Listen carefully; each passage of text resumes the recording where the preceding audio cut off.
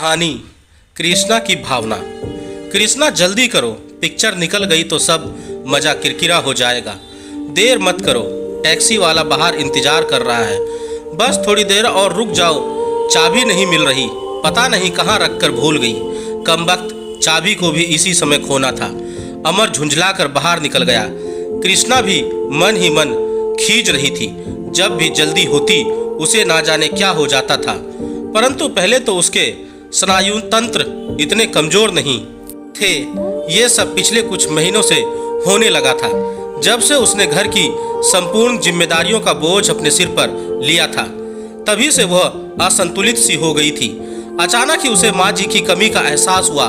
वह उनके बारे में सोचने लगी। माँ जी के व्यवहार को वह कितने गलत रूप में लेती थी।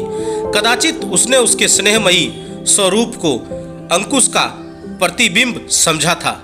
कृष्णा का सिनेमा देखने का उत्साह एकदम ठंडा पड़ गया। वह अपने आप में उलझ गई। उसके कानों में सिलाई मशीन की धड़धड़ की आवाज गूंजने लगी। माँ जी घंटों तक मशीन पर काम करती रहती थी। कृष्णा को सोचने पर मजबूर होना पड़ा। अवश्य माँ जी किसी न किसी बात पर नाराज थी।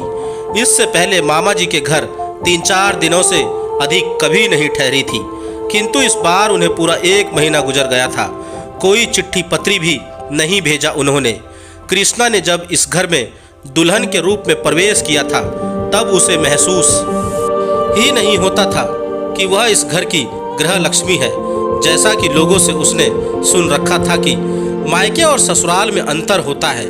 मायके में माँ और ससुराल में सास, पर नहीं, उसके व्यवहारिक अनुभव में उपरोक्त कहावत तर्क संगत नहीं थी। माँ जी के व्यवहार ने उसे यह एहसास करने का अवसर ही नहीं दिया था कि वह सास है। उनका व्यवहार तो उसकी सगी माँ से भी अधिक स्नेहमयी व गरिमा युक्त था। कृष्णा को अब समझ में आ रहा था, माँ जी के विनोदी स्वभाव को उसने सदैव ही विपरीत अर्थों में जोड़ा था। उनका मजाक वह कटाक्ष समझती थी। घर के प्रत्येक कार्य में उनका ही सिक्का ठुका रहता था। यही तो खटकता था उसे। इसी बात को लेकर कृष्णा ने अपने आप को कुंठित कर लिया था। वह आक्रमण हो गई थी। परिवार के किसी भी काम में वह रुचि नहीं लेती थी। बस 24 घंटे उसका मस्तिष्क खिन्नता से भरा रहता था। माँ जी की कोई भी बात उसे हथौड़ी की चोट की तरह लगती। उस दिन वह ना जाने क्या निर्णय सोचकर बैठी थी मन में। शाम को अमर दफ्तर से लौटा था। महीने की पहली तारीख थी। उसकी जेब गर्म थी। पूरा वेतन उसने माँ जी के हाथ पर रखते हुए कहा था, माँ, कल दूध वाला हिसाब मांग रहा था ना, आज चुकता कर देना। रतन से भी कह देना कि वह आज ही घर की जरूरत का सामान ले आए। रतन अपने ससुराल गया है, सामान लेने तुम्हें ही जाना पड़ेगा।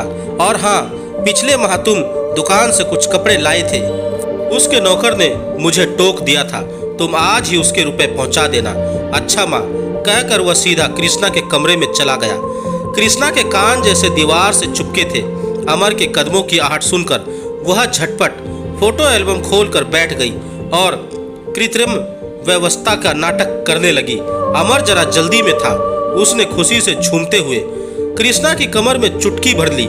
रानी जी, इस रामायण को बंद करो और फटाफट खाना लगा दो मुझे। दोस्तों के साथ पिक्चर जाना है, बहुत जल्दी है। किंतु कृष्णा मन में कुछ और सोचकर बैठी थी। वह बोली, घर में सब्जी नहीं है, खाना बनाने में समय लग जाएगा।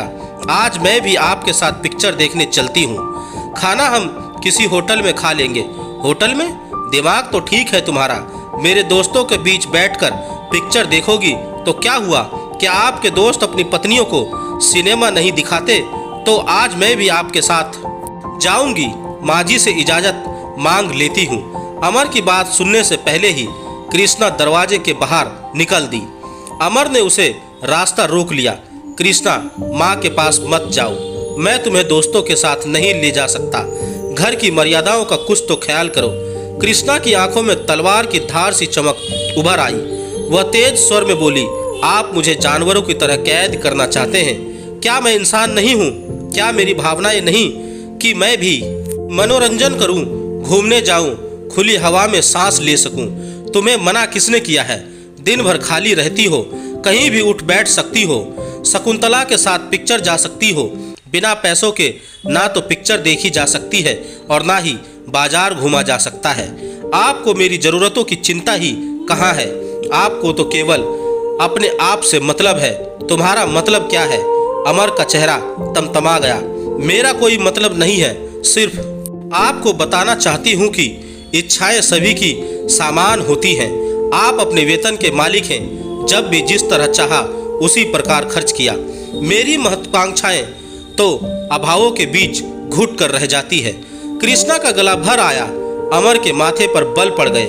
कृष्णा का चेहरा उसने हथेलियों के बीच ले लिया और बोला, कृष्णा, शादी के बाद आज पहली बार मैंने तुम्हारे मुंह से इस तरह की बातें सुनी है। क्या बात है? क्या तुम्हें मेरे प्यार में कोई कमी नजर आई? तुम सुखी नहीं हो इस घर में? कृष्णा ने जवाब नहीं दिया। सिसकती हुई वह अपने कमरे में बंद हो गई। अमर किकन तरफ वीड मूड रह गया। उसे यकीन हो गया कि जरूर कृष्णा के मन में किसी ने जहर भरा है। अमर को खूब ध्यान था। उसने कभी भी कृष्णा की भावनाओं को ठेस पहुंचाने की कोशिश नहीं की थी। इसकी इच्छाओं का कभी भी दमन नहीं किया था। फिर उसके दिमाग में यह बात कैसे घर कर गई कि वह उपेक्षित है। उस दिन अमर पिक्चर देखने जरूर गया था, पर उसका मन नहीं लगा था। रह रहकर उसके मस्तिष्क में कृष्णा के शब्द विस्फोट की भांति गूंजते रहे थे। सिनेमा से लौटते समय एकाएक ही उसे विचार आया कि कृष्णा इसलिए तो परेशान नहीं है कि वह पूरा वेतन माँ को दे देता है। अपने वार्तालाप में कृष्णा ने उसके वेतन पर भी तो टिप्पणी की थी। दूसरे दिन अमर ने यह आभास भी नहीं होने दिया कि कल उनके बीच किसी भी प्रकार का विवाद भी हुआ था। उसने खुद की बात को सामान्य करने के लिए कहा, कृष्णा, कल की पिक्चर बहुत अच्छी थी। आज तुम माँ के साथ देख आना। मेरा देखने का मूड नहीं है। कृष्णा ने रूखा सा उत्तर दिया। कल तुम खुद ही चाह रही थी, आज मैं कह रहा हूँ तो इनकार कर रही हो। समझ में नहीं आता कि तुम चाहती क्या हो। अमर झल्ला गया। आप व्यर्थ ही परेशान हो रहे हैं। मेरा सचमुच मूड नहीं है। पिक्चर में पैसे बेकार चले जाएंगे। इन रुपयों से घर का कुछ सामान आ जाएगा। कृष्णा ने जिस ढंग से कटाक्ष किया था उस पर अमर तिलमिला गया था, पर उसने कहा कुछ नहीं, शांत ही रहा। बात आगे बढ़ाकर वह घर में वातावरण को अशांत नहीं करना चाहता था। अमर दफ्तर चला जाता तो घर की व्यवस्था माँ जी को ही संभालनी पड़ती थी। कभी घर में तेल नहीं तो कभी लकड़ी। माँ जी तत्काल बाजार जाती और आवश्यकताओं की पूर्ति करती। यही कारण था कि अमर पूरी तनख्वाह माँ जी को थमा देता था। माँ जी भी पूरा पैसा ताले में बंद नहीं रखती थी। उनके घर में एक ही अलमारी थी। पूरा वेतन उनकी खुली अलमारी में रखा रहता था। माँ जी ने कृष्णा से भी कहा रखा था कि उसे पैसों की आवश्यकता पड़े तो अलमारी में से लेने के लिए उसे पूछने की आवश्यकता नहीं है। पर कृष्णा के मन में अलग ही धारणा थी। उसका सोचना था कि पैसों की जिम्मेदारी तो माँ जी को सौंपी गई है। अलमारी में हाथ डालकर वह अपने स्वाभिमान को कलंकित करना नहीं चाहती थी। कृष्णा के इस व्यवहारिक स्वाभिमान की तरफ अमर का ख्याल ही नहीं गया था। वह तो उसके इस मौन को उसके व्यवहार का हिस्सा समझता था। किंतु शुरू में ऐसा नहीं रहा था। जब कृष्णा नई नई ब्याह कर इस घर में आई थी तब वह अक्सर प्रसन्न रहती थी। कृष्णा को कहानियां कहने का शौक था। अमर देर रात तक बिस्तर पर उसकी प्रतीक्षा करता रहता था और वह माँ जी को कहानियां सुनाती रहती थी। मगर धीरे धीरे यह प्रसन्नता गायब होती चली गई। उसका स्थान कठोर गंभीरता ने ले लिया। यह गंभीरता किस कुंठा से उत्पन्न हुई थी, इस बात को अमर बहुत देर से समझ सका था। अगले दिन मामा जी का पत्र आया था। वे बीमार थे और माँ जी को तत्काल बुलाया था। अमर ने माँ से कहा भी था कि वह एक दिन का अवकाश लेकर उन्हें मामा जी के यहाँ छोड़ आएगा, किंतु माँ जी ने मना कर दिया। कहा, बहू को अकेला छोड़कर जाएगा? मैं तो चली जाऊंगी। स्टेशन के पास ही तो उनका घर है। तू मुझे गाड़ी में बैठा देना बस। अमर कुछ न कह सका। उसे कहाँ पता था कि माँ जी ने उसके और कृष्णा के बीच उत्पन्न विवाद को सुन लिया था। उसी दिन से उन्होंने एक विचित्र सी खामोशी अख्तियार कर ली थी। मामा जी का पत्र पाकर उनकी भाव मुद्रा बदली थी। वे उसी दिन ट्रेन से चली गई थी। तब से अब तक उनके बारे में आने की कोई सूचना नहीं मिली थी और ना ही उन्होंने पत्र डाला था। वह तो एक दिन अमर ने ही दफ्तर से मामा जी के यहाँ फोन किया था। मामा जी ने स्पष्ट कह दिया था कि उनकी बीमारी लंबी है, वे बहन को इतनी जल्दी नहीं भेज सकते। माँ जी की अनुपस्थिति में घर के सारे कार्य कृष्णा के सिर पर आ पड़े।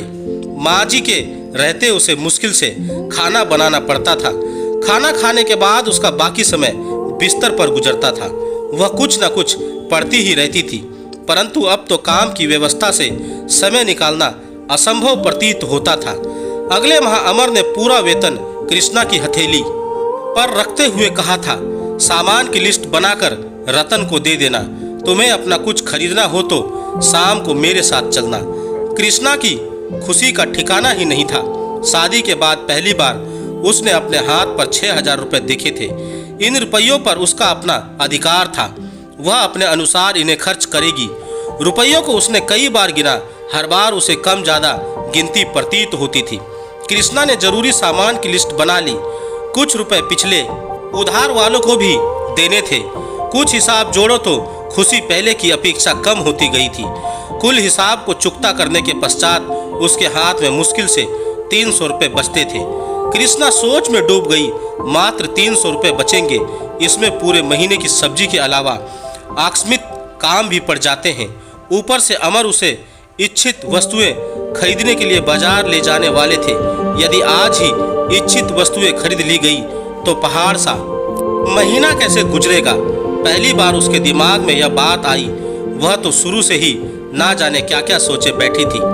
पति के वेतन से वह सारी अभिलाषाओं की पूर्ति करेगी। बड़े ऊंचे सपने थे उसके। यौवन की दहलीज पर कदम रखते ही उसकी महत्वाकांक्षाएं बढ़ गई थी। अपने अभावों की पूर्ति उसने पति के घर से पूरी करने की कल्पना की थी, परंतु अब प्रतीत हो रहा था कि कल्पनाएं मात्र कल्पनाएं करने के लिए ही होती है। कृष्णा ने अपने पिता और पति के साथ बिताए जीवन की तुलनात्मक अध्ययन किया तो पाया कि उसने पति के घर पर वह सब कुछ तो पाया ही था जो व्यक्ति के जीवन की प्राथमिक आवश्यकता होती है, रोटी, कपड़ा, मकान और पति का प्यार। पर उसकी कल्पना की उड़ान तो बहुत ऊंची थी। उड़ान भरकर वह 7 समुद्र पार करना चाहती थी, पर उसे यह कहाँ पता था कि ऊंची उड़ान भरने वाले बाज बहुत कम ही पृथ्वी पर लौटते हैं। अब तो कृष्णा एक ही महीने में धरातल पर उतर आई थी।